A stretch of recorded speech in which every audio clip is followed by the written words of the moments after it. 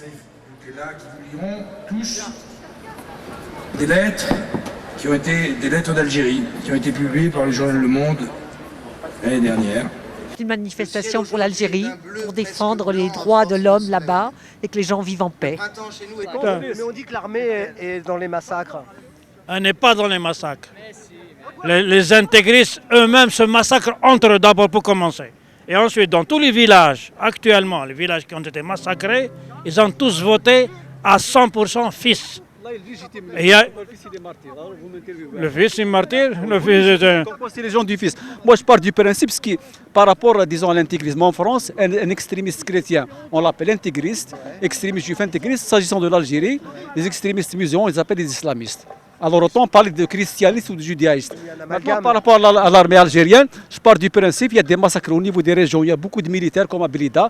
L'armée n'intervient pas parce que c'est les couches les plus démunies qui sont massacrées. Le monsieur dit que ce sont des villageois qui sont proches du fils. Là, il légitime le fils. À l'origine, non, elle ne me coupe pas la parole. Tu as parlé, tu te prends pour qui? Il parle de démocratie, il me coupe la parole. Voilà, monsieur, laissez-moi terminer.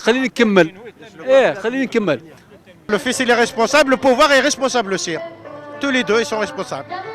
Le pouvoir algérien peut à la limite tuer, hein. Tout le monde est en capacité de tuer, il y a des armes partout effectivement. Mais les premiers auteurs de massacres en Algérie, ce sont les intégristes islamistes, issus du fils. Voilà. Je dis que c'est facile de parler à Paris. Pour moi, les vrais combattants, ceux qui se battent vraiment, c'est ceux qui sont en Algérie, c'est ceux qui résistent.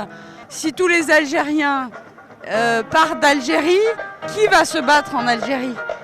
Alors effectivement, on va laisser des bandes mafieuses et des groupes armés, islamiques ou non, on ne sait pas, tout un magma de gens qui vont se partager un pays.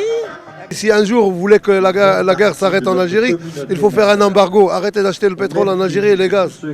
C'est clair et net. Pour moi, pour fonder une Algérie républicaine, c'est de voir les choses à la base. Par exemple, revoir l'école, refaire une école laïque, une école sur des bases laïques constructives, revoir l'économie du pays, revoir la culture. J'ai beaucoup d'espoir à des gens qui luttent comme moi et qui ont un espoir un jour que l'Algérie se mettra debout.